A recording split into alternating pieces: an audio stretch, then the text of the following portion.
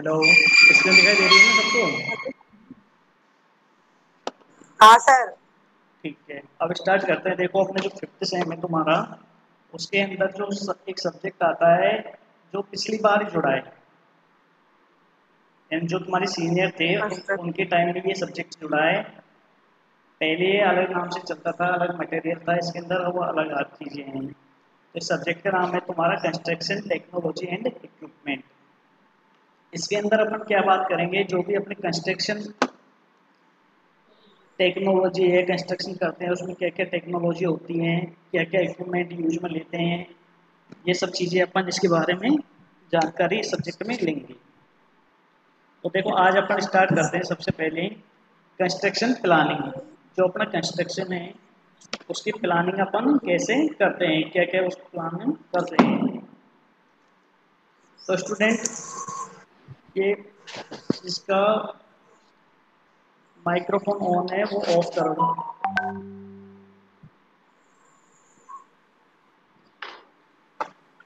Planning scheduling is an important part of the construction management.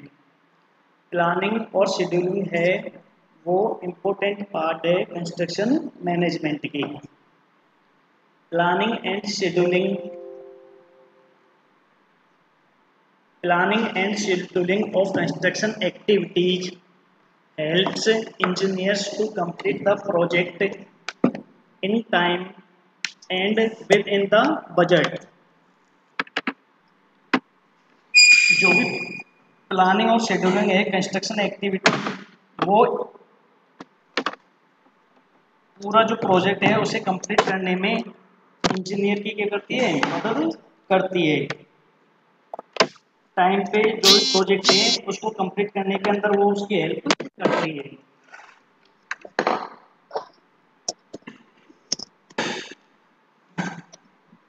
Thus, management of resources such as man, material, machinery required effective planning and scheduling of each activity.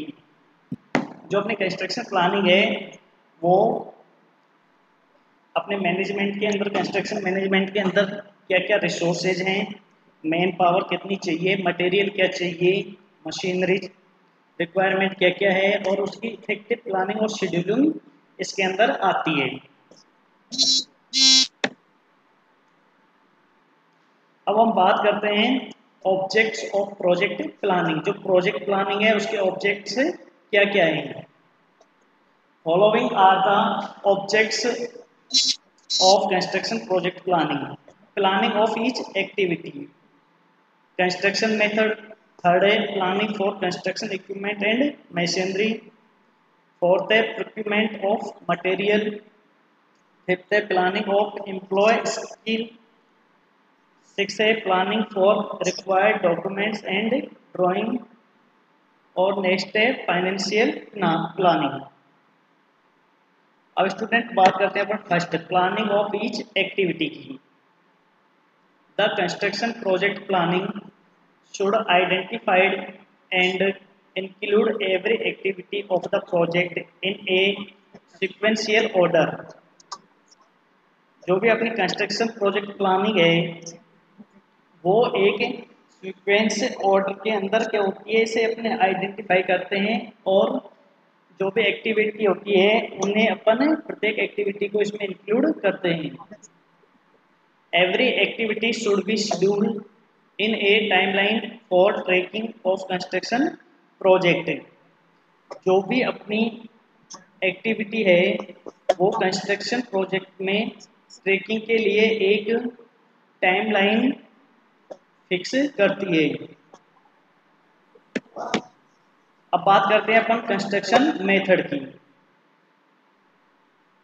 Plans should include construction methods to be adopted for different construction activities and tools, and planning for tools and vehicles for each activity so that they can be made available whenever required. जो भी अपनी planning है इसके method है different different, और जो भी अपन tools इसमें यूज करते हैं, तो इसमें प्लानिंग फॉर टूल्स, टूल्स की planning, and trackers for each activity so that they can be made available whenever required। जो भी वहां पर अपन को एक्टिविटीज के अंदर प्लानिंग के अंदर जो चीज चाहिए उस चीज को वहां पर अवेलेबल करवाती है। अरे भाई किसी का वॉल्यूम ऑफ है से ऑन है से ऑफ करो। अब हम बात करते हैं planning for construction equipment and machinery की। अपनी जो प्लानिंग है उसमें कंस्ट्रक्शन इक्विपमेंट और मशीनरी की क्या क्या रिक्वायरमेंट होती है, उसकी प्लानिंग अपन कैसे करते हैं। Cost of A construction various greatly with the use of construction equipment and heavy machinery as their returning cost would be very high per day। जो भी अपनी कॉस्ट है वो ज़्यादातर इक्विपमेंट और मशीनरी के ऊपर खर्च होती है।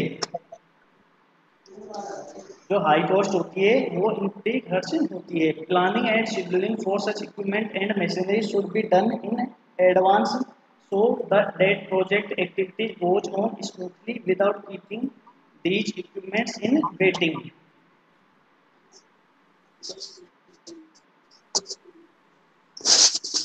Project should be planned in such a way that the use of these machinery can be made to maximum during the given period to make its cost effective। जो भी अपनी प्लानिंग है उससे अपनी मशीनरी और इक्विपमेंट की planning करते हैं और वो इफेक्टिव बनाते हैं उसे।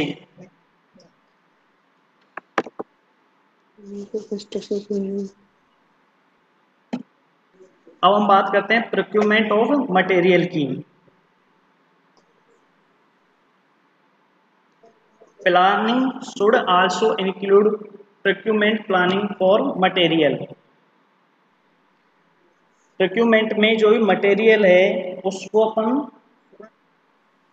परचेज करते हैं तो वो प्लानिंग इसके अंदर शामिल होती है। प्रोक्यूरमेंट ऑफ मटेरियल, जो मटेरियल है उसे अपन परचेज करते हैं वो इसमें शामिल होती है। It is not advisable to keep the material unused for site for long time. जो भी मटेरियल है वो साइट पर काम में आने लायक नहीं है, यानी जो और उसका लॉन्ग टाइम से अपन क्या करते हैं वहाँ पे सेव करते हैं, उसे रखते हैं। तो वो भी एक क्या है इसमें प्लानिंग के अंदर हिस्सा है कि कोई मटेरियल है अनयूजेबल जो यूज नहीं आता हो उससे अपन साइट पर खरीद कर नहीं रखे पहले से ही, जब वो काम आए उसी टाइम पे हम उसे खरीदें। This can degrade the material as well as much for the cost is spent on such material. So proper planning of material procurement also help to complete the project within budget. तो ये भी क्या है, अपने जो budget है उसके अंदर बहुत बड़ा रोल होता है प्रोक्यूरमेंट प्लानिंग का, कि अपन जो भी मटेरियल है उसकी पहले से प्रॉपर प्लानिंग करें कि कौन सा मटेरियल अपन को किस टाइम पे चाहिए। इसको एक एग्जांपल से देख सकते हैं अपन कि अपन को जो स्टील है उसकी रिक्वायरमेंट बाद में होगी और वो यदि हम पहले से खरीद लेते हैं तो वो स्टील वहाँ पे पड़ा हुआ क्या हो जाएगा, खराब हो जाएगा। इसलिए प्रोक्यूरमेंट ऑफ मटेरियल एक बहुत ही इम्पोर्टेंट पार्ट होता है प्लानिंग के अंदर। अब बात करते हैं प्लानिंग फॉर एम्प्लॉय स्किल की। Some of the construction activity required availability of skilled person to execute that work. जो भी कंस्ट्रक्शन वर्क है उसके लिए अपन को स्किल पर्सन की क्या होती है, जरूरत होती है, उसकी आवश्यकता होती है। It is not necessary to employ such person throughout the project, so proper planning of such work can reduce the cost of operation for that activity. जो स्किल पर्सन है वो उसको अच्छी तरीके से समझकर प्रोजेक्ट को और उसकी कॉस्ट को क्या कर देगा, वो डिक्रीज कर देता है, कम कर देता है। और अनस्किल पर्सन अपन ने यदि वहाँ पे लगा रखा है तो उसको वो प्लानिंग को ठीक से समझ नहीं पाएगा और प्रोजेक्ट के बजट को बढ़ा देगा। इसलिए एम्प्लॉय स्किल की भी अपन को प्लानिंग करनी चाहिए।